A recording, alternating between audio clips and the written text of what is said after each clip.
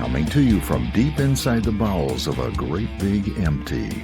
Get ready for another episode of The Home Defense Show with Skip Coryell.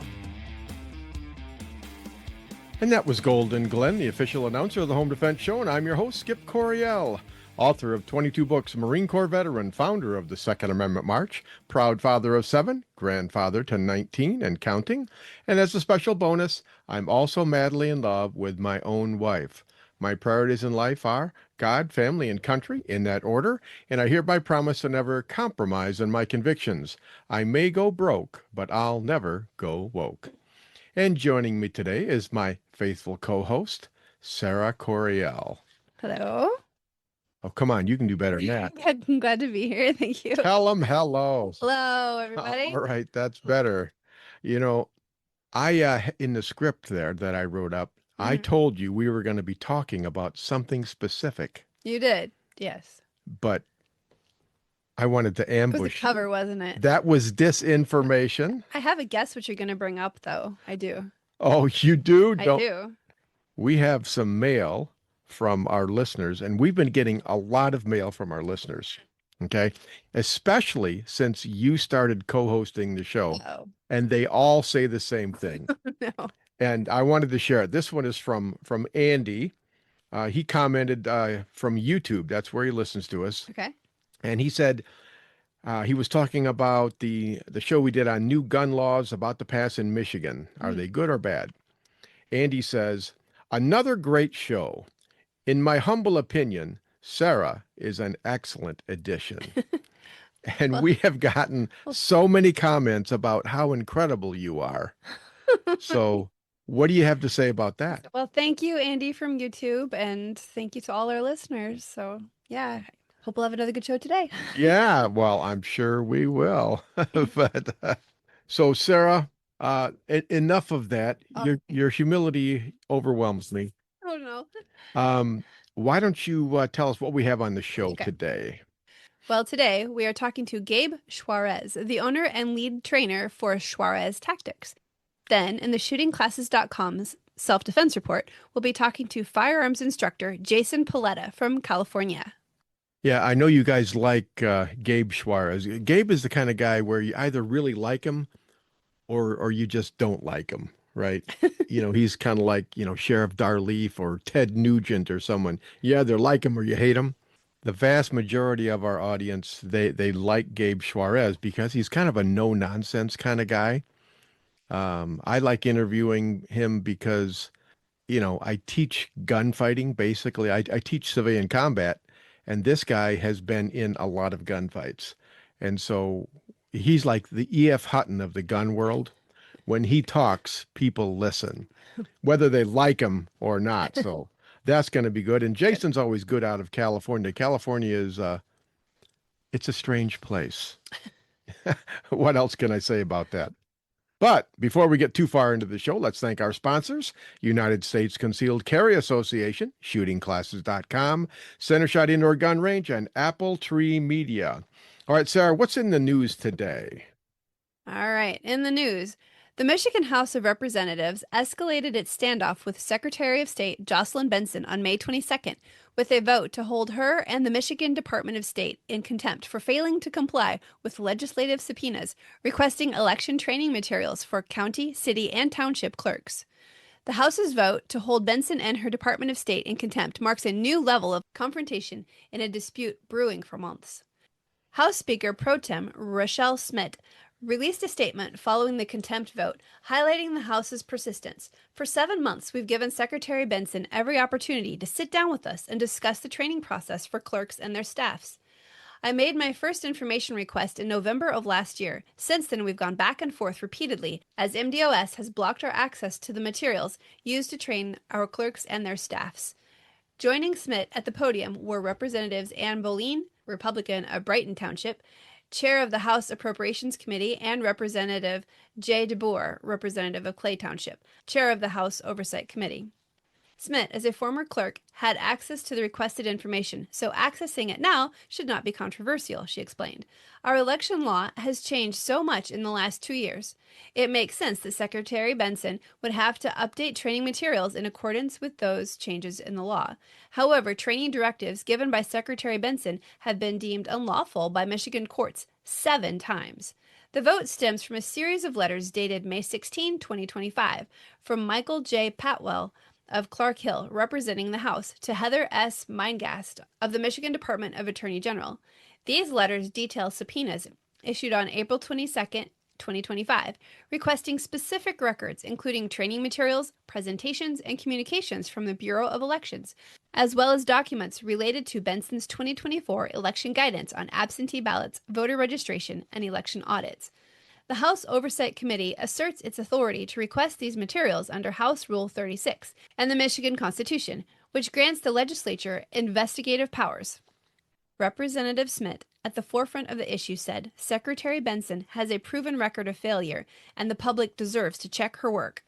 House Speaker Matt Hall expressed his frustration on May 22nd on X, stating Secretary Benson's refusal to comply with a lawful legislative subpoena is an affront to every Michigander who expects transparency and accountability from their government. This sounds so familiar to me because this is exactly what's happening at the federal level. You know, Donald Trump is and the DOJ is trying to get to the bottom of a lot of things that happened during the Biden administration, but the Democrats are stonewalling them. It's the same thing. Basically, what's happening here is, well, first, Sarah, what is your opinion on what happened in the 2020 election? 2020 election? Yeah, the 2020 election. Oh, so much fraud in Michigan. It was so bad. And Yeah. they've just been covering it up and chasing people who try to get to the bottom of it. And it's horrible. We really need help here. But these people, I'm just so happy they're You're a fighting. conspiracy theorist. No, there's facts. I'm sorry. That's not conspiracy. I have some There's tinfoil. facts. We can get you a tinfoil hat if you like. Well, thank you so much for that. Well, actually, I am a conspiracy theorist. I believe that there was a conspiracy, Mhm. To defraud the election. Yeah. I believe that it happened. So I believe in that theory. Therefore, I'm a conspiracy theorist. And that's okay it's a good if thing. you're right. Yeah. It's just we've all been branded wackos. Well, that's just because they don't want to hear it. Well, Rochelle Smith, she is our state representative. Thanks to her. This is great. Yeah. I had half a mind to make her the Home Defense Show Hero of the Week. Yeah, I was just thinking that. Yeah. But Also, Matt Hall, thank you for what you're doing too. yeah, the Speaker of the House. We have been waiting for some type of accountability and investigation for so long, for 4 years now, over 4 years, and it just hasn't come.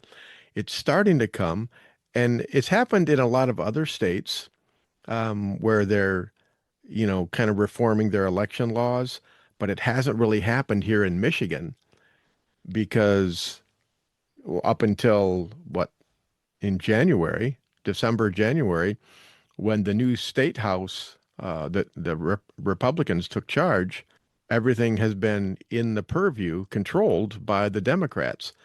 So sometime in the next year and a half, I hope we can get some type of election reform, because if we don't, then this is going to continue in Michigan. So I think they must have made some improvements because we did manage to elect Donald Trump. well, I think, the strategy there was make it too big to rig. And I think that probably did work. Will we ever know for sure? Maybe not. Maybe not. But There's anyways, people watching this time. So Yeah. big, obvious, Yep. bringing in carloads of fraudulent. well, yeah, votes 2020 couldn't happen. was kind of like have you ever heard of that thing called the knockout game, where Yeah. you're walking down the sidewalk and the goal is for someone to wait until they see someone who's not paying attention, and then they hit them as hard as they can and try and knock them out? That's what the Democrats did in 2020. Yeah. They were playing the knockout game, and we weren't watching. Right. and they knocked us out. Yeah, we thought voting's all fair and good in Yeah. America. It's good here. But in 2024, we were watching. Mm-hmm. So it's hard to do that, when someone's watching. Not watching everything. I think there's a lot of other ways they're still committing fraud, but All right. Well, enough of that. Now it's time for our home defense show, Hero of the Week. Who is our hero this week, Sarah? Our Hero of the Week by Dr. John Lott at Crime Prevention Research Center.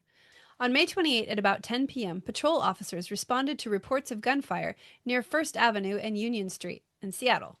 Officers arrived and found 3 people with gunshot wounds. Police provided medical treatment to the injured parties until they were relieved by the Seattle Fire Department. Officers determined that there was a disturbance near First Avenue and Union Street. During this altercation, the suspect shot 2 victims. A private citizen that is licensed to carry a firearm intervened and shot the suspect. Seattle Fire Department transported both victims and the suspect to Harborview Medical Center in serious condition.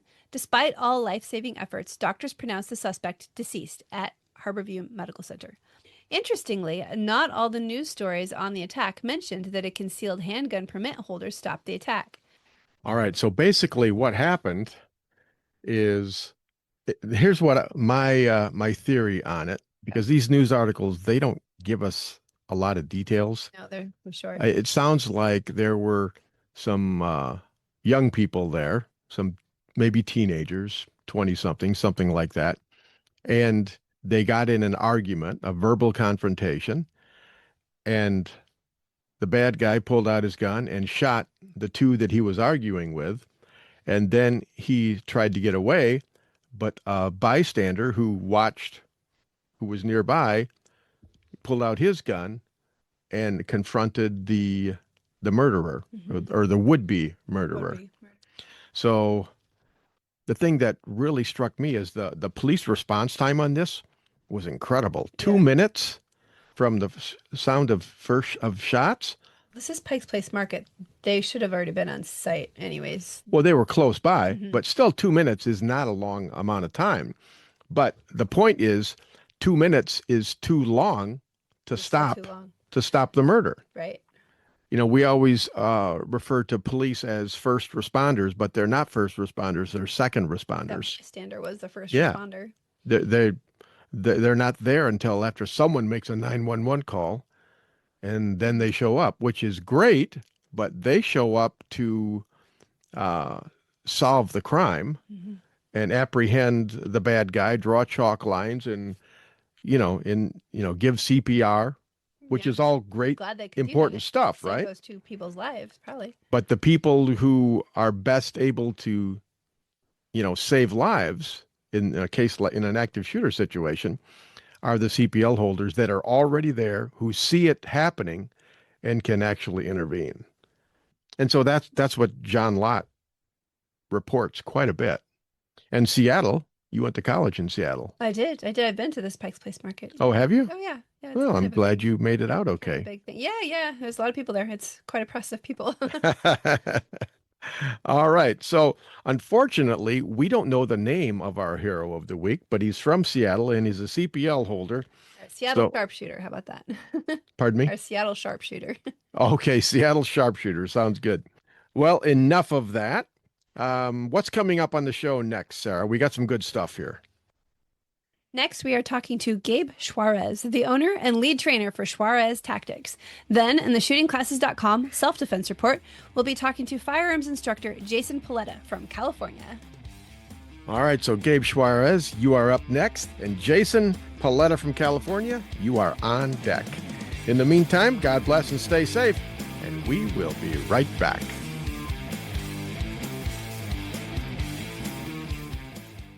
Firearms training should be easy. Instructors can focus on teaching and not worry about all the complex paperwork and management behind the scenes. Just pull the trigger and let us do the administrative work. Welcome to shootingclasses.com. At Centershot Gun Range, we are passionate about training. Don't know where to start? We offer a 1-hour new shooter seminar to introduce you to the world of firearms and help you find training opportunities specific to you. Concealed carry, home defense, firearm safety, AR-15, private one-on-one training, custom training, or maybe you're on a security team looking to protect your church or business. We even offer weekday morning and evening classes. Center Shot Gun Range has you covered. Start your journey at centershotgunrange.com. Firearms training should be easy. Instructors can focus on teaching and not worry about all the complex paperwork and management behind the scenes. Just pull the trigger and let us do the administrative work. Welcome to shootingclasses.com. Attention business owners. Are you leaving your website open to security issues and hacking due to a lack of maintenance or overseas outsourcing? Don't let that happen to your business. Choose experienced U.S.-based website developers that can customize your website to fit your specific needs. Appletree MediaWorks has been growing businesses online since 2009.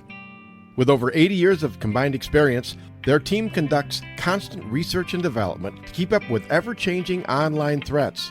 Your website deserves the best protection available.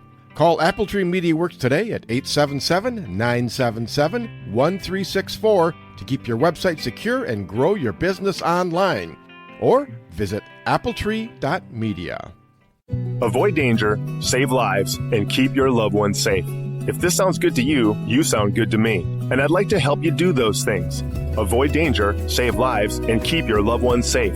If you're looking for more excitement in your life, we have nothing to offer you. But if you are a thoughtful, responsible, nonviolent man or woman, we'd love to teach you what to do if something crazy happens. More importantly, we'd like to teach you what not to do.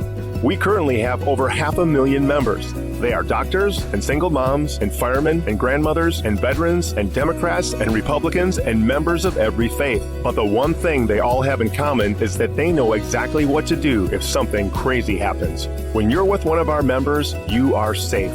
Our members know how to de-escalate situations. They know how to calm things down. We are the United States Concealed Carry Association. See what we're all about at usconcealedcarry.com. Discover the little-known backstory of the U.S. Concealed Carry Association at usconcealedcarry.com.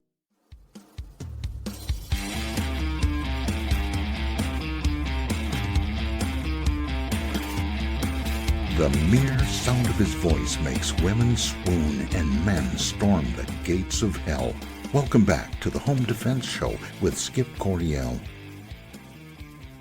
And that was the beautiful and sultry voice of Golden Glenn, the official announcer of the Home Defense Show. Folks, we live in a dangerous world, and I want you to be able to protect and defend the ones you love. And that's why I have this show.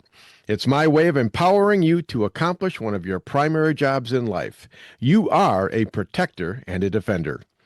All right, listeners, before we get too far into the show, don't forget to check out our sponsors, United States Concealed Carry Association, shootingclasses.com, Center Shot Indoor Gun Range, and Appletree Media. Without our sponsors, this show wouldn't be on the air, so we thank you all. And now I'd like to welcome a regular contributor to the show, Gabe Suarez, the owner and lead trainer for Suarez Tactics. Gabe, welcome back to the Home Defense Show. Thank you, Skip. You know, you are a regular contributor now. That's quite a title, along with all the other things that you've done, right? Well, the reason you're a regular contributor is because you put out a lot of really good stuff. So I thank you for that. Well, thank you. All right. Now, for people who don't know you yet, just tell us a little bit about Suarez Tactics. Well, my background is in context of what we're going to be talking about today. It's old school karate. I started training when I was 10 years old, so I've been doing this for, my gosh, 55 years now. And by old school, I mean the era that they call blood and guts karate, not the Karate Kid stuff that you see with a wax on, wax off stuff, but basically street fighting refined. So from there, I went into law enforcement. I spent 15 years there, and I worked all the cool stuff they make movies out of and whatnot. Then I started teaching internationally through Suarez International. And that morphed into a huge company, with a publishing branch, gun sales, custom guns, manufacturing, you name it. We trained all over the world, from Africa to South America, Europe, all over the place. I sold that company a couple of years ago and sort of semi-retired. And Suarez Tactics is the training branch, which I kept for myself, and what I am conducting today. And we do training, not as much as I used to in the old days. Maybe 6, 7 classes a year, and a lot of content through our social media and Patreon pages. And that's pretty much it. I mean, I'm in a position now where I don't sell anything. All I do is I train and read and write and kind of lead a pretty fun lifestyle. So I can experiment with new training concepts, new ideas, and just kind of have a great time doing it. Well, you've really come up with a novel idea here. I was actually, I'll be honest with you, Gabe. When I first heard about this kata with pistols thing, I was kind of skeptical because I just go, I don't know if I buy that. But then I just researched it a little bit more, and I watched the video. You put out this video, and it's like dynamic pistol movement, and I go, okay, now that's something that I can sink my teeth into. And I watched this. It's like a 50-minute video, very comprehensive, really impressed me. And so that's what I wanted you to talk about today. When you talk about mixing martial arts and guns, it's like, well, that kind of makes sense. What's more martial than guns, right? Yeah, exactly. And I think when we first started doing this, and it was basically my idea to integrate this, and I reached out to one of our staff guys, Brent Yamamoto, up in Washington. Shout out to Brent. Brent is like a modern day Bruce Lee. But anyway, we kind of put our heads together, and I developed one, he developed another one, and we developed a third one together. And the idea was to use these timeless principles of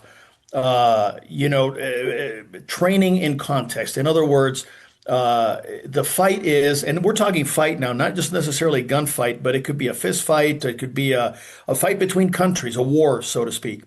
Every fight is reactive or proactive. In other words, one side starts it, the other side reacts to it. And whether you win or lose, it's a matter of where you are along that continuum and your ability to use timing to your benefit. Human beings, whether they're throwing a punch or shooting at you, are only going to do it in so many different ways. The ways that human beings can attack you are not infinite. They're limited by the body structure, and the ways that somebody can produce a pistol and shoot at you are again limited. So what we do is we identify those possibilities, and then we develop counters to them, again depending on distance and where you are in that action reaction process.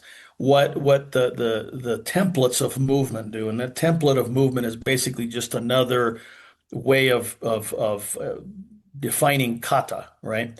What they do is they take these counters to generalized attacks, and we're able to ingrain them in the subconscious through repetitive movement. It's no different than a boxer going through shadow boxing drills or doing combinations on a bag, or a jujitsu guy working on maneuvering on the mat and stuff like that. It's the same exact thing.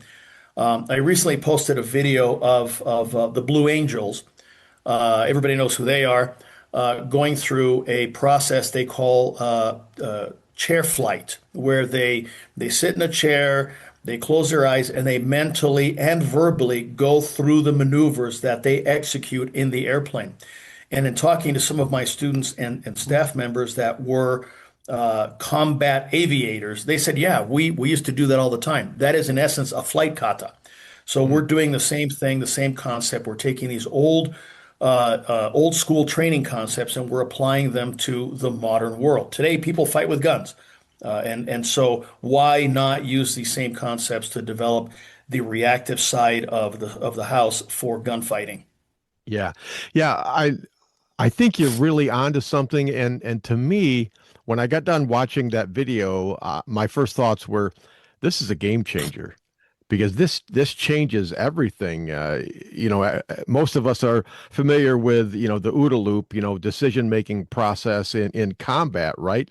And basically, when you when you know how to react, observe, orient, decide, and act, basically you're going from observe to act, and you're cutting out the two middle process. The most time consuming part of that decision making process is gone because you've practiced this scenario like thousands of times already, and it helps you just boom, and you're there, and that helps you win. Yeah, exactly. At this stage of my study in the industry, my path, I guess, I'm realizing that shooting is shooting. There's only so many ways that you can make the act of drawing a pistol and firing an accurate shot. There's only so many ways you can make that better. And there's human limitations. There's practical limitations. You get a guy, you give him a talented person with quick reflexes, and you give them unlimited amounts of ammunition, and that's your job. 40 hours a week plus is nothing but drawing and shooting at this steel plate or this cardboard target or whatever. That's amazing. Very few of us are in that situation. So there are financial limitations, time limitations, and also physical limitations. You get somebody that doesn't have quite those quick reactions and so on.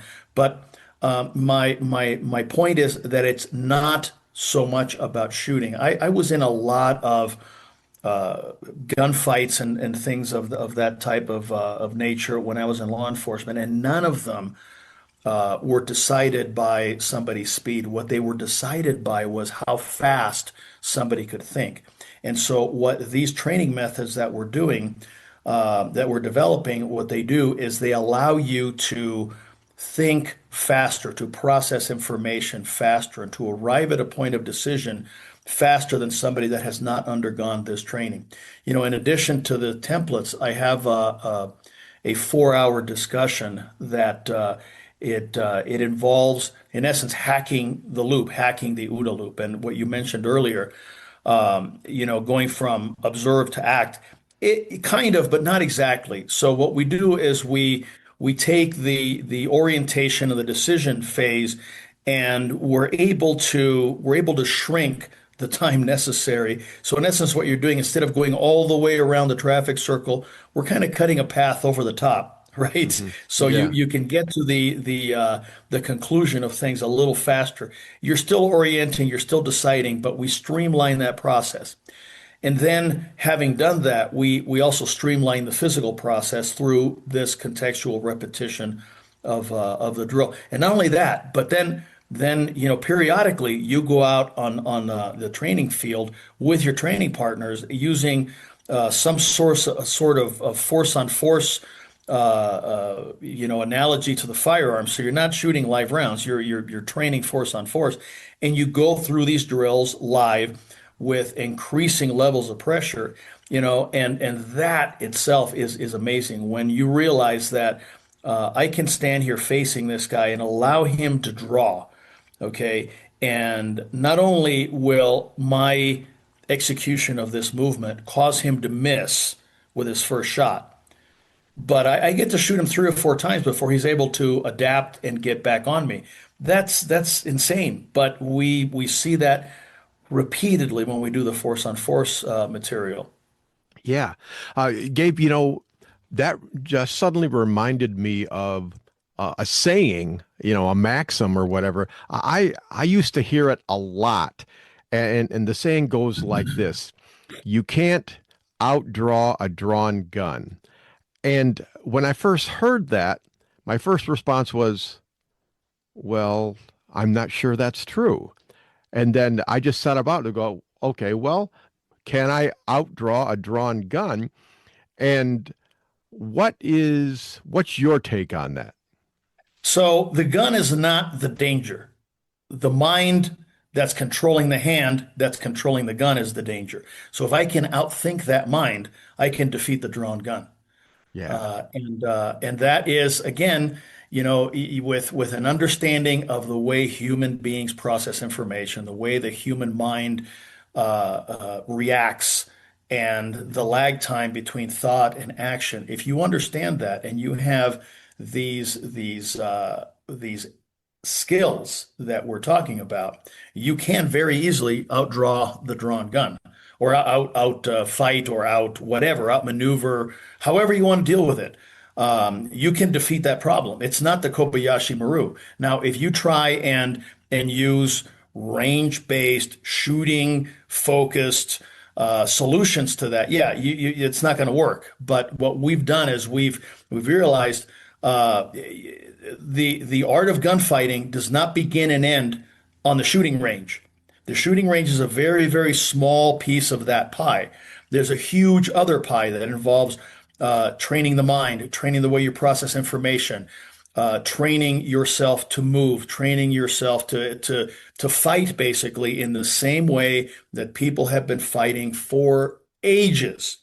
And the problem with the American gun scene is that for most shooters, it begins and ends on the shooting range for them, and the shooting range is not reality, not by a long shot. Yeah, and I think there's not a huge amount of innovation when you talk about instructors, right? It's like the average instructor, they learn from their mentor and then they parrot what they've learned. They never question it. They never try to improve it or do something better. But that's not what you do. You're not afraid to go out and try something new, see if it works. No, in fact, Michael Bain once called me an iconoclast. I had to look up what that was. But look, my whole perspective is I want to move the art of gunfighting forward and make it better and make my students better, and make them more skilled. And there's a lot of instructors where they'll have a student win a gunfight and they make a big deal out of it and stuff like that. Well, through the years I've had dozens of students prevail in gunfights, but my thing is I don't want to use their experience as marketing. I think that's impolite. But there have been many, and the reasons that they have won is because they were able to outthink their adversary, and it had very little to do with what they were doing on the shooting range. Sure, they had to draw, sure they had to fire accurate shots and stuff like that, but that was such a small part of the entire process, that it didn't matter whether it took them 2 seconds to draw or 1 second to draw or whatever.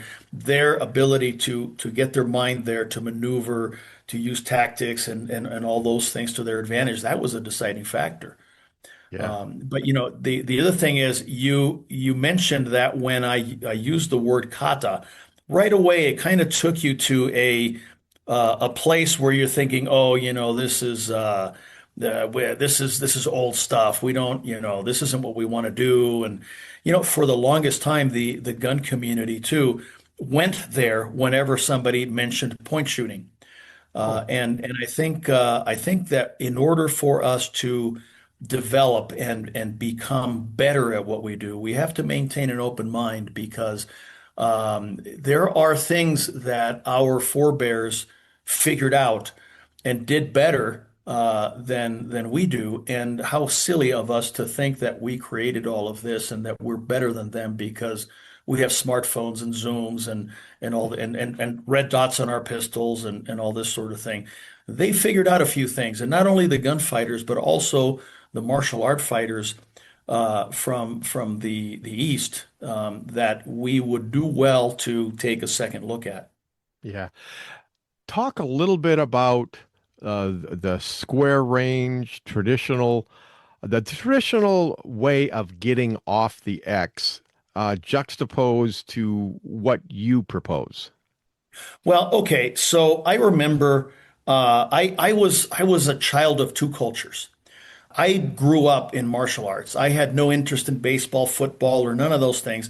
I fought all through my teen years and my early 20s. That's what I did. That's what I loved. That's where I found my identity. That's where I grew up. That's where I learned how to be a man. That's where I learned all of the things that traditional American sports are supposed to teach young men. I learned it through the old school karate. But at the same time, I was also a child of the modern technique because as soon as I was 21, I began to realize, hey, people don't fight with sticks and sickles and swords and shit like that in the modern world. How do they fight? Well, they fight with knives and guns. Oh, well, let me learn some of that stuff. So, I started studying that and when I went into law enforcement, that was the thing. And then I had a gunfight against these three LA hoodlums outside of 7-Eleven. This was December 1991. And when the first bad guy presented himself, we were probably, I don't know, maybe inside of 5 yards, maybe 5 yards, let's say. Hmm. And what I should have done if I was using the traditional square range shooting stuff was plant my feet face down range, and come up to a weaver stance and get a sight picture and send a hammer down range and all that sort of thing. But I didn't do that. What I did was I moved off the X and probably in a very clumsy manner, but it worked. And we both basically fired at the same time, and he missed and I didn't. And so that made me realize, wait a minute, these two worlds are not two different worlds. They're connected. Fighting is fighting. And how foolish of me to not have seen this earlier. I was kind of teaching part-time at the department, and I said, I've got to figure out a way to teach this. And it wasn't just me. I shared my experience with other guys that were also what we might consider meat eaters. Not every person that wears a badge is the kind that's going to go out and get in gunfights, but the ones that do tend to hang out with each other. After a couple of years of not only me having two or three other supporting experiences, but also my colleagues having the same, I realized I got to start figuring out a way to teach this. But damn it, we have the square range and we can't break the 180 rule, and we got to move this way and that way, and so we were very constrained and limited, and I didn't know how to teach this any better. So what I started teaching was just a sidestep, because that's what was acceptable in that environment. And so that's how I started. But then when we started doing force on force and we were freed from the constraints of the square range, we were able to develop this the way it is now, which, as you saw in the video, is very dynamic and very alive. And then doing that, we were able to deconstruct it and teach it on the square range in a way that was safe. But most of the guys that are teaching moving right now, just one shuffle step here, one shuffle step there, that's not enough. You need to be alive. You need to be free. Your gunfight should look like an MMA match, not like a shooting match. Yeah, yeah, yeah. Well, yesterday, after studying, your video, I had a training session with a church safety team, and these are just like everyday Joes, your average, concealed carry holder, right? Nothing special about them. And I just thought, you know what? Let me take some of the concepts that you talked about there and take it out onto the square range and see if I can get these guys to do it, right? And boy, I was really, I was surprised. I mean, first I tried it out by myself, and it's like, okay, after a couple hundred rounds, just, exploding off the X and then shooting on the move, at first it's like, wow, I'm not very good at this. I really suck, right? But then after a couple hundred rounds, I started to move onto the target. I got better focus. I moved a little better, all of that stuff. But then when I'm teaching it to these other guys, it's like they thought I said, I want you to explode off the X, dynamic movement, right? And their dynamic movement was like a turtle race, right? Yeah. And I went ahead and I videotaped them moving off the X, and they thought there was something wrong with my camera because they were moving so slowly. But in their mind, it's like they're thinking I must be going really fast, but they weren't going fast at all. Yeah. There are two elements that I think were at play there. The first one might be that they are overly conditioned to get a sight picture at all times. Yeah, yeah, And there's some other material that I put out dealing with kinesthetic alignment, and that being the primary thing that gets you on target, and then refine that as necessary. But when we're talking about reactive gunfighting inside of 5 yards, which is where reactive gunfighting takes place, you're really kind of using that physical alignment. And I use the term kinesthetic alignment or physical alignment because, like the word kata, when I say point shooting, everybody automatically, at least those that have grown up with sights and this excessive focus on marksmanship, they close their minds, they build a wall, they don't want to hear anything else. So, but that's what you use. If you slow yourself down to get a better sight picture, you're going to slow yourself down too much. The other factor is this, that and this is something you and I have spoken about before, that there's a majority of people in America, not just gun people, but people in general, and I will say of all ages, and it gets worse as the collection of birthday candles increases. They have forgotten how to move in an athletic manner, because they spend their life sitting, then they go home, they sit on the way home, they go home, they sit once they're home.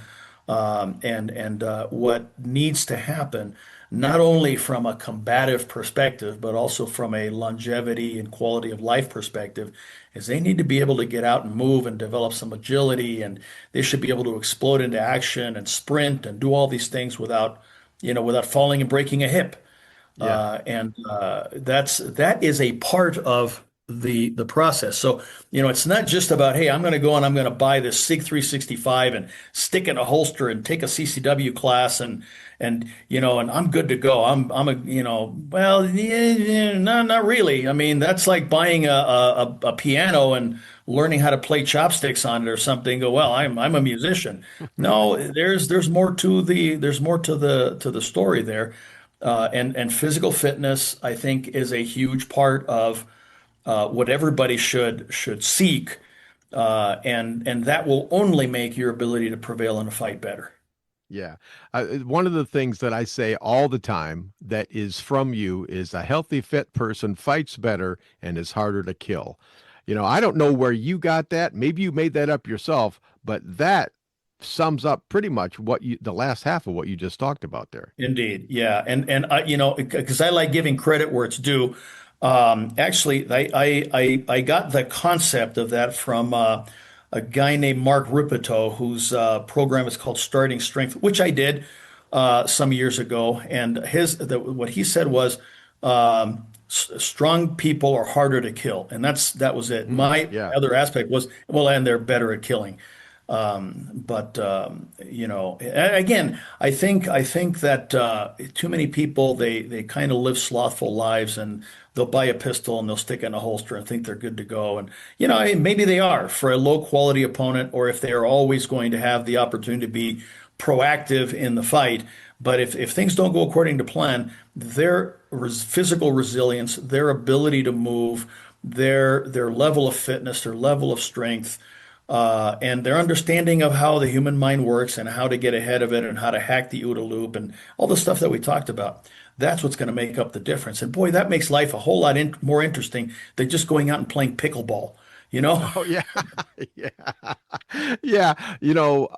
As I was watching your dynamic pistol movement video, one of the things, and you mentioned the guy's name is Brent.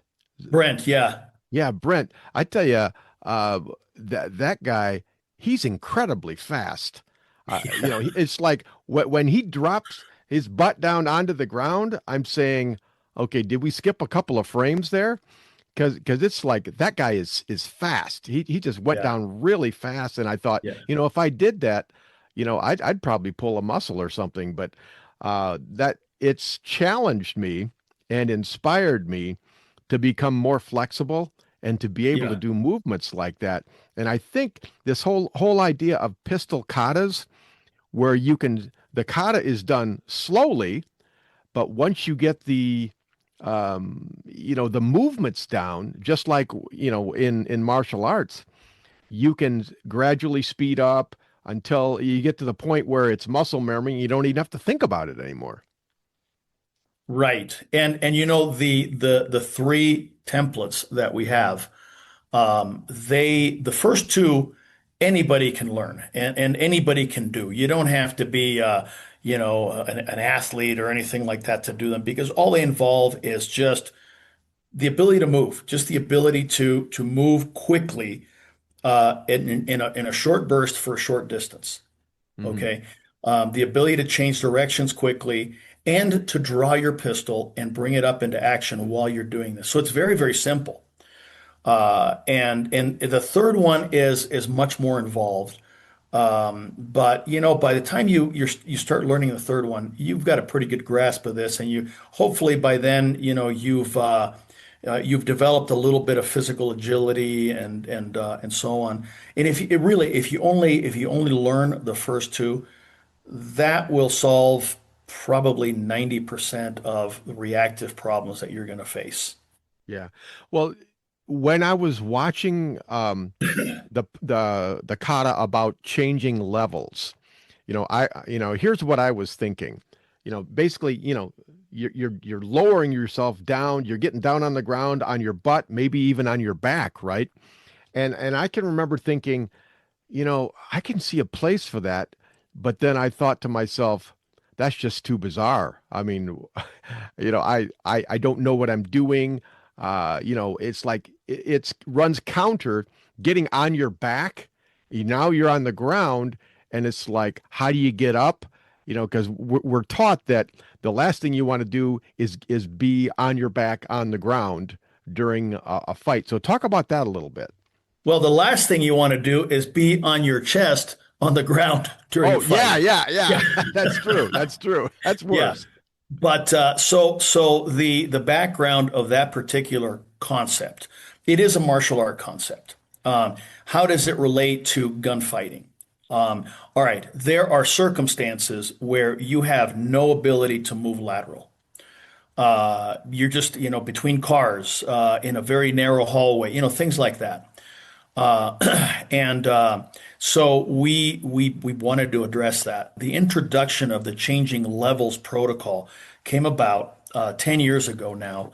And Brent was in that particular class that I'm going to talk about. We did a training evolution for a counter-terrorist group, a law enforcement counter-terrorist group. They gave us some very explicit requirements of what they wanted to be able to do, which was eliminate a terrorist. And eliminate, I don't mean put the handcuffs on him. You know what I mean?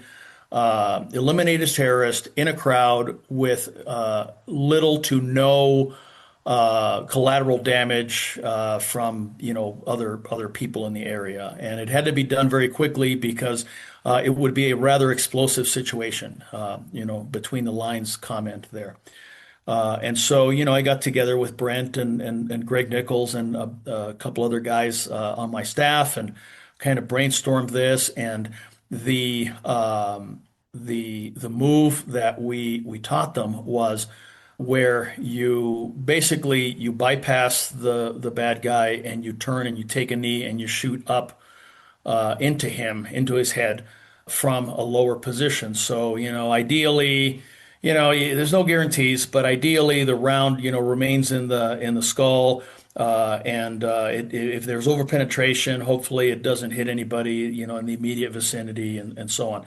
And, from what I was told after the fact, that was used successfully in interdicting a terrorist.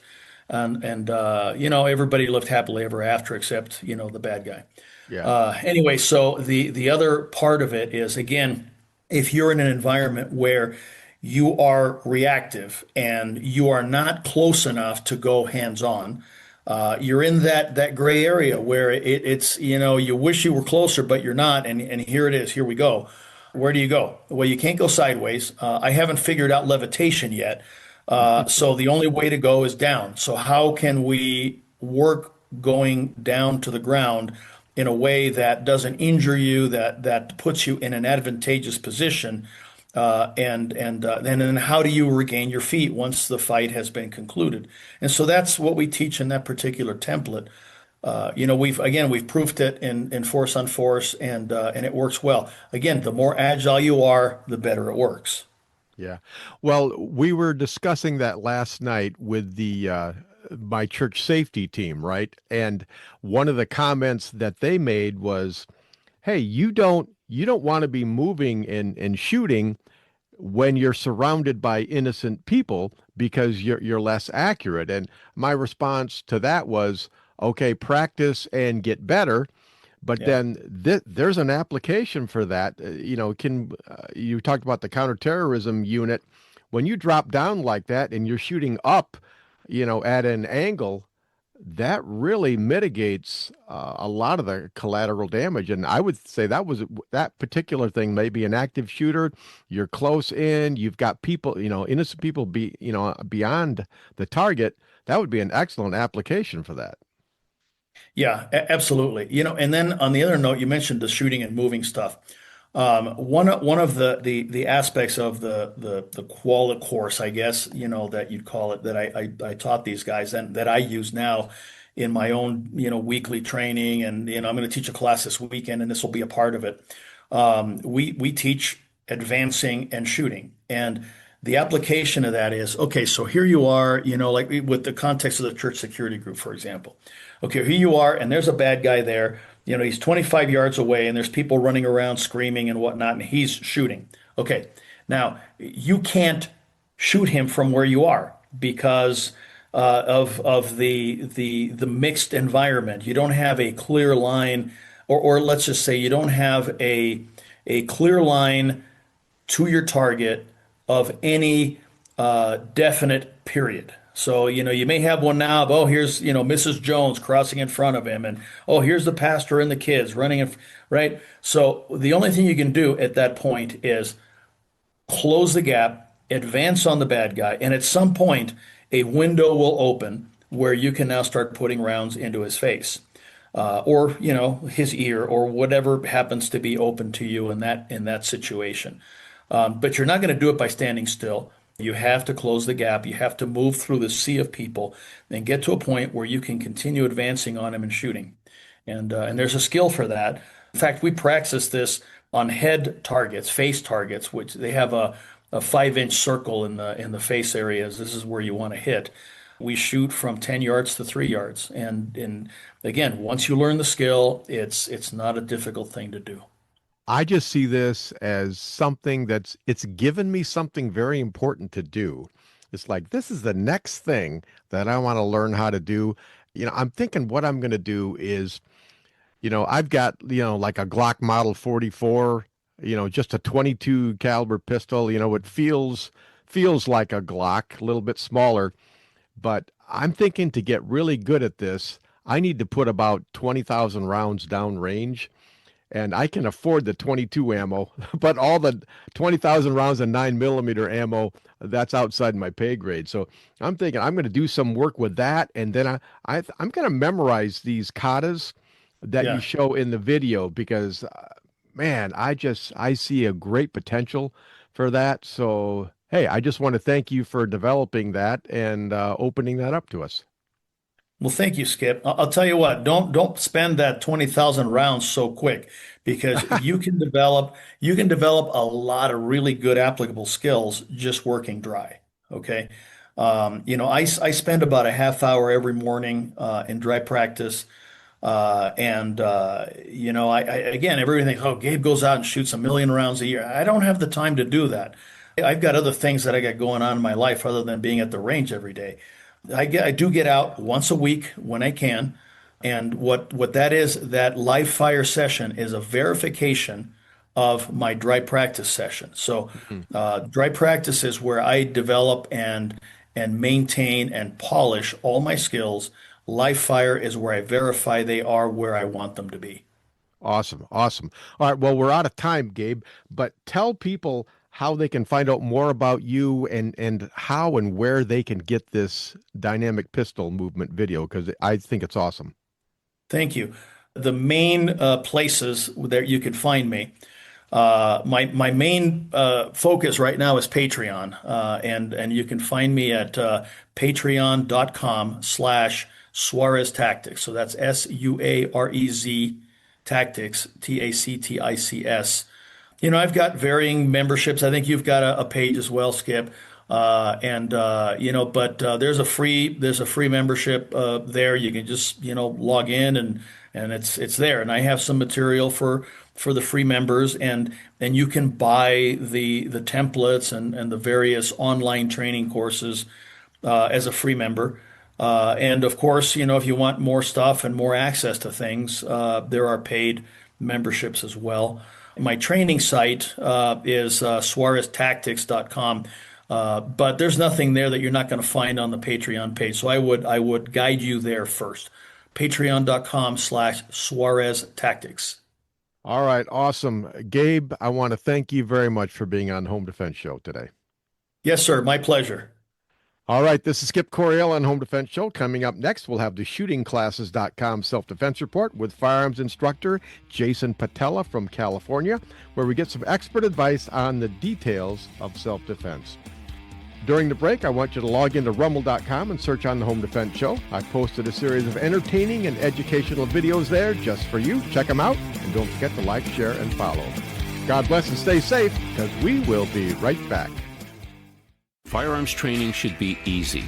Instructors can focus on teaching and not worry about all the complex paperwork and management behind the scenes. Just pull the trigger and let us do the administrative work. Welcome to shootingclasses.com. At Center Shot Gun Range, we are passionate about training. Don't know where to start? We offer a 1-hour new shooter seminar to introduce you to the world of firearms and help you find training opportunities specific to you. Concealed carry, home defense, firearm safety, AR-15, private one-on-one training, custom training, or maybe you're on a security team looking to protect your church or business. We even offer weekday morning and evening classes. Center Shot Gun Range has you covered. Start your journey at centershotgunrange.com. Firearms training should be easy. Instructors can focus on teaching and not worry about all the complex paperwork and management behind the scenes. Just pull the trigger and let us do the administrative work. Welcome to shootingclasses.com. Attention business owners. Are you leaving your website open to security issues and hacking due to a lack of maintenance or overseas outsourcing? Don't let that happen to your business.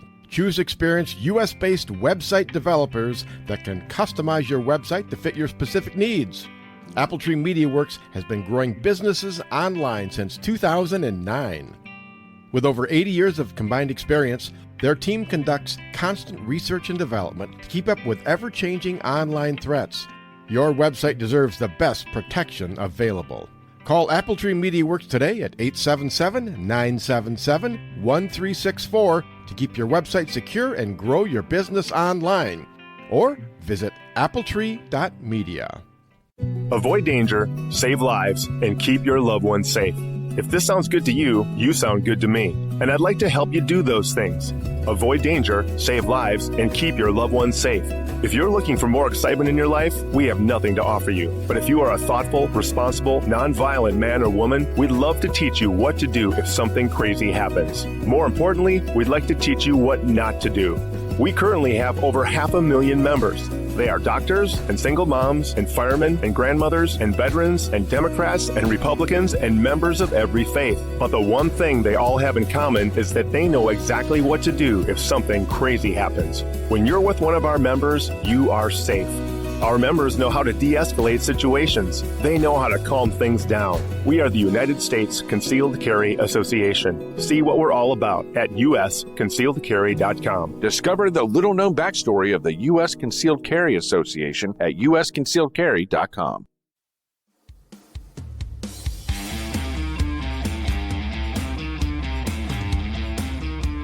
He's old, he's cranky, his back hurts, and he can't remember where he put his car keys. But his mother still loves him. Welcome back to the Home Defense Show with Skip Coryell. And that was the beautiful and sultry voice of Golden Glenn, the official announcer of the Home Defense Show, and I'm your host, Skip Coryell. Don't forget to check out our sponsors, United States Concealed Carry Association, shootingclasses.com, Appletree Media, and Center Shot Indoor Gun Range for all your training and equipment needs. And now it's time for our weekly self-defense report, sponsored by shootingclasses.com. And today we're speaking with self-defense instructor Jason Paletta from the great state of California. Jason, thanks for coming back on the Home Defense Show today. Glad to be back. Well, hey, are you holding down California? You're there behind the Iron Curtain. So how are things going in California politically? That's a loaded question. No, you can rephrase the question if you want to, Jason. I didn't mean to ambush you. Yeah, no, it's you know what? It's California, and where we're at right now can only get better. I would hope. Oh, that is a good attitude to have. And you know what? I'm optimistic for California. I am. It's like when an alcoholic bottoms out, only then can they start to look up again. And I just feel like, I mean, this isn't a diss on California, because I know, it's like most other states. It's like one region that just seems to be living on the crazy farm. And the other people look on and go, man, you guys outnumber us, or else we would vote you out of office. Yeah, like I said, it's California. Every state has their ups and downs, and I think California's just at the down part of it. And not to get political with it, it's just one of those things. Well, we have Detroit. I mean, there's a lot of good people in Detroit, but it's still Detroit. But hey, we've been trying to give Detroit to Canada for decades now, but they just won't have any part of it.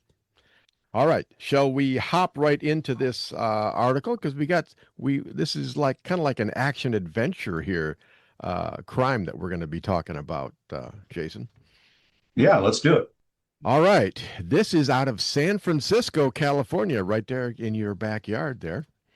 It says, Good Samaritans help thwart attempted kidnapping along San Francisco's, all right, now you're going to have to help me with this pronunciation, Embarcadero, is that right? That sounds pretty close, because I had to do the same thing. Okay, good. All right, there's been an attempted kidnapping along the Embarcadero in San Francisco. Police say no arrests have been made. The incident happened last Friday around 6 p.m. along the Embarcadero near Townsend.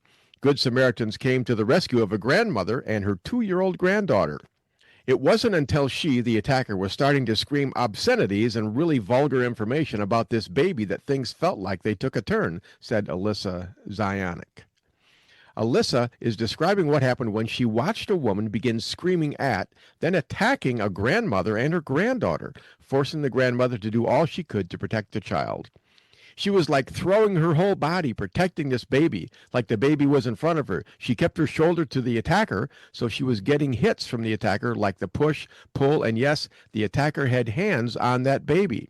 The attacker was screaming, "That's not your baby, this is my baby, don't take her," and then forcibly hitting her. Police tell us they did respond to the area, but not where it happened. They responded more than 800 feet away at Embarcadero and Brannan Streets. That was 5:55 p.m. Officers say they couldn't find a victim, and less than 10 minutes later at 6:04 p.m., a report of gunshots fired at a parking control officer at 8th and Brannan came in. All units responded to that.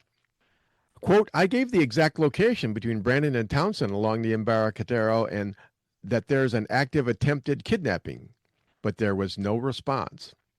Alyssa says the grandmother was going car to car, knocking on windows of vehicles in traffic, trying to get help. Alyssa, her husband, and a random Uber driver were the only ones to step in and help. So the three of us, my husband, the gentleman in the Uber, and myself, we assisted with getting the attacker away. We took off down the street. Then we got the grandmother and baby safe, calm, and ready to return home. Police say no arrests have been made. Alyssa does remember certain things about the attacker. I would say she's early to mid-30s, full buzz cut, about 5'3" or 5'4", maybe 80 to 100 pounds, wearing full gray tank top, gray sweatpants, black backpack. She had just a hollowed-out, sunken look for her features, then just those bright red chap lips. My husband and I have seen her throughout our neighborhood before. As for the child, family members tell me they're hopeful this won't have any long-term effects on her. Physically, she is okay, but has been waking up crying at night since this had happened. All right, that's what we know. So, what are your initial thoughts on that, Jason? Wow.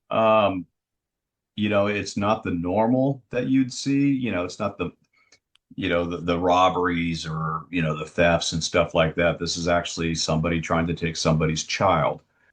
So, the first thing that goes through my head, is this a child custody thing? Is this, what's causing this argument? Why is this person so adamant of taking this child?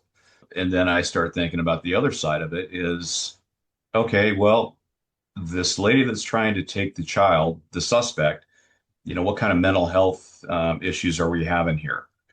So that kind of brings me to the conclusion, or not conclusion, but to um, when do you get involved in something like this? Yeah. Is everything, like Skip, so everything is not always what it appears. Do you agree with that? Yeah, all that glitters is not gold. Yeah, and so you have to ask yourself, like, okay, what is actually going on, But when you see a child trying to get ripped from another person's arms, um, how can you not intervene? Yeah. At least stop it and get law enforcement there and let law enforcement, kind of sort it out. Yeah. I don't really know what the culture is like there in San Francisco. But my initial thought was, why didn't more people try to get involved? Because she was going from car to car trying to get help. But I understand, a little bit, because it's like people are going to be thinking in the back of their mind, okay, there's a crazy person, knocking on my on my car window, and someone's beating her, and I don't really know what's going on. Do I want to get involved? Do I want to put my own family in danger? That kind of thing. I understand that, and so I kind of give San Franciscans a little bit of a break there. But you mentioned your first thought was it might be like a custody thing. I guess that never occurred to me. My first thought was this is maybe a drug issue or a mental illness thing, because you did mention that, because she had the sunken cheeks and she weighed like, what, 80 or 90 pounds. And so I was thinking, yeah, maybe she's addicted to drugs, or she was high, or just mentally ill, because there's so much mental illness going on these days. Yeah, no, and that was, like I said, I did mention that in, I don't know how many domestic disputes or, child custody that, calls that I've responded to. And, some of them, they get pretty hairy. It's, you're talking about someone's child, and, there's gonna be some of them that go to that level of, physical altercations about, no, it's my child, I'm taking the child. No, it's mine, I'm taking them. So, but again, this is just kind of a bird's eye view of, what this lady saw. So you can't rule it out. But then she started giving the description and everything else. And the fact they've seen that the suspect supposedly, are out and around the neighborhood, Yeah. kind of tells me, well, maybe they're homeless. Maybe it is a mental health issue. It's just really hard to tell. Yeah. Well, it is, because in these articles, they never give us all the information that we want. I mean, I tried to find more information on this, and I didn't find it. But man, it's a tough call to make. I guess my question is, okay, if it was you and this lady came up and rapped on your window, what do you think that Jason Paletta would do? Well, then that brings into the whole question, everyone's wired differently. Yeah. People have responded to these, people just have that I'm going to help attitude. For me, as Jason, I probably would have got out of my car and helped, at least try to, either separate him, get the child to the original female, maybe detain the supposedly suspect, and then wait for law enforcement to get there. And, once they get there, give them the information. This is what I saw. These are the two. That's the child. And you guys take it from here. Yeah. Well, because, as a police officer, even when you're off duty, it's like you're not really off duty because you can't just turn it off. Is that the way the mindset works? I mean, yeah, you always want to help. And don't get me wrong, there's some instances where you look at it as like, okay, do I really want to help this and put my family in danger? So, there's other circumstances that might create a different response. But if it was just me, they knocked on my car window, I would get out and help. Yeah. Well, I think I'm the same way. I mean, a lot of us that we just have that protector and defender mindset, and that's why we're into teaching, self-defense. Um, but I have to admit, if I have my wife and my three kids in the car as well, I'm going to be more hesitant and maybe take a second look and hang back a little bit until I know really more of what's going on. Because, like you said, not everything appears the way it's supposed to be, and especially, when you talk about domestic, calls and things like that. Sometimes you don't. Sometimes you can go to a domestic call, and a wife's being beaten on, and then when you try to take the husband into custody, she'll start beating on you. So it gets crazy real fast. It does. It does. So, and like I said, your family should be your first priority. If that were to happen, I probably wouldn't engage at that point.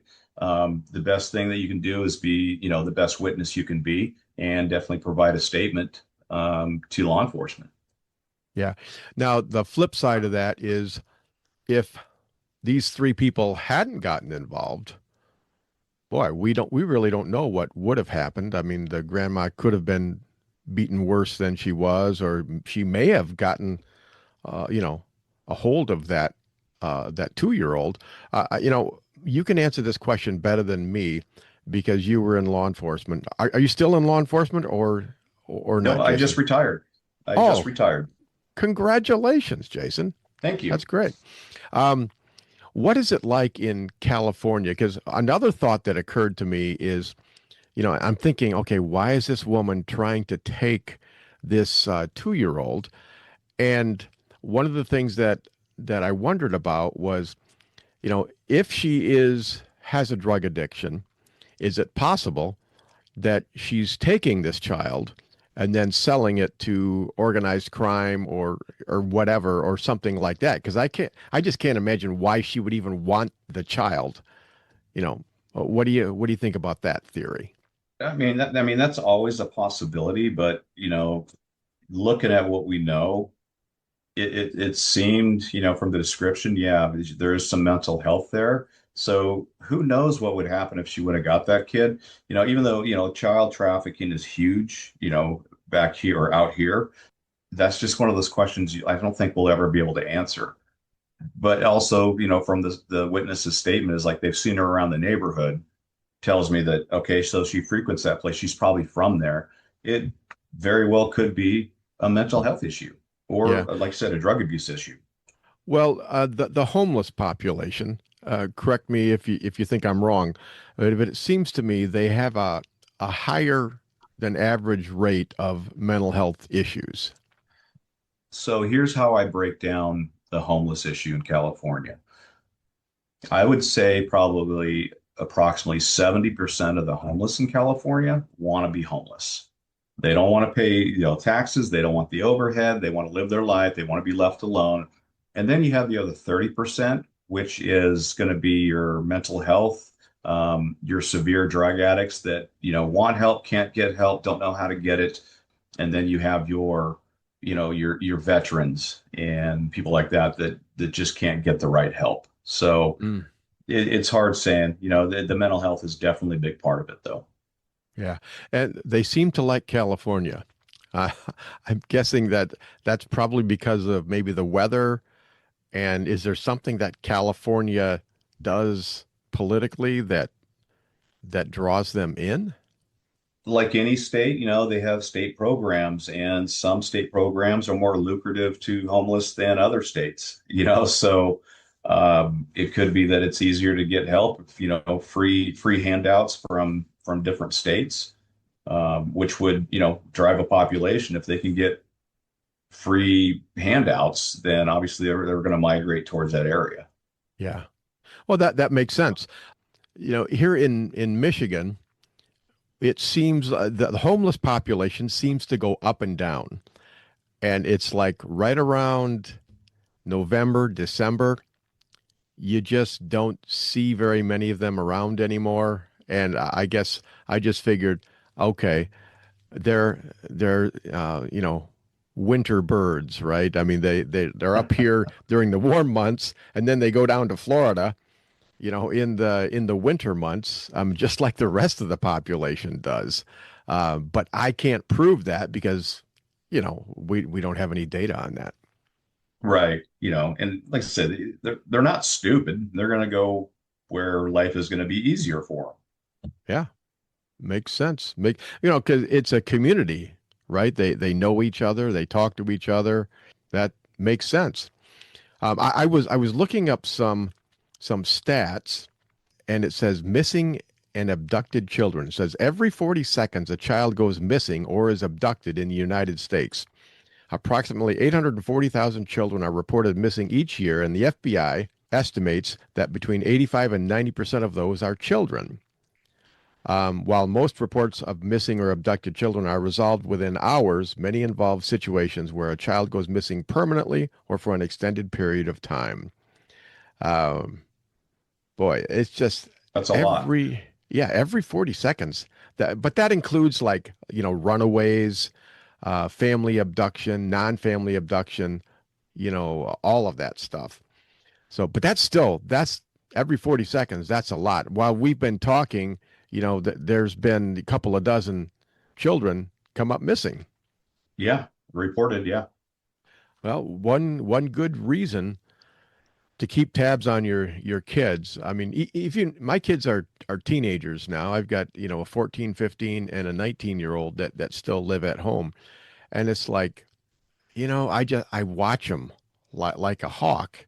And I don't live in the city. I live in the country, and I try not to be paranoid, but maybe it's just, I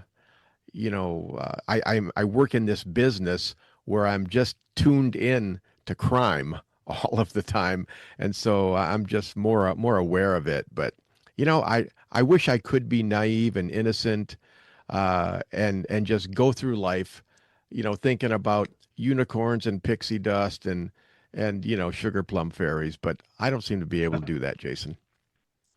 Yeah, it's tough, and times have changed since we were kids, and I got teenagers in the house, and it's we have our thumb on them. We have the Life 360 app on our phone. We know where they're at every minute of the day. We have them check in with us. We check in with them. It's parenting's, I would say it's become more difficult in our time. Yeah. Yeah. In my time, back in the 60s and early 70s when I was growing up, we would leave in the morning and in the summertime and come back at night. And man, my mom always seemed to know when I was getting in trouble, though, because all of the neighbors would call her up and say, "Hey, you know what Skip did?" But all right, yeah, move faster than cell phones. That's right. That's right. They call it lip radio. All right. Well, Jason, that's a good breakdown. That's a tough one, but I think you did a good job. Can you tell people before you go how they can find out more about your classes and things that you do? Yeah, absolutely. So again, my name's Jason Paletta. I own Pillar Training Institute. You can go to the website. It's pillartraininginstitute.net. Usually we'll have our classes listed up there. A lot of them are for law enforcement, but we do have some, open enrollment classes. And if you want to host me, just get a hold of me through my email, which is on the website, and we'll see if we can't set up a class in your area. All right. That sounds fantastic. Jason, thank you very much for being on the Home Defense Show today. Thank you, sir. I appreciate it. All right, folks, that about wraps it up for this week's show. I've had a good time, and I hope you have too. Please don't forget to thank our sponsors, Center Shot Indoor Gun Range at centershotgunrange.com, shootingclasses.com to help you find the right trainer for your needs, Apple Tree Media for website security, and the United States Concealed Carry Association. For all your self-defense needs, go to uscca.com. I've written 20 plus books, and they're all available on Amazon.com in paperback, ebook, and audiobook. This week, check out my book, Church and State, and find out how one lone pastor stands up against the federal government and wins. And also check out the Home Defense Show videos at rumble.com. And if you want training from me in person, then check out Midwest Tactical Training at shootingclasses.com. Please join us again next week for all your home defense needs. In the meantime, God bless and stay safe. Thank you for joining us this week on the Home Defense Show. Now, get out there and protect the ones you love. We'll see you next week with more of the best. Bye-bye, boys! Have fun storming the castle!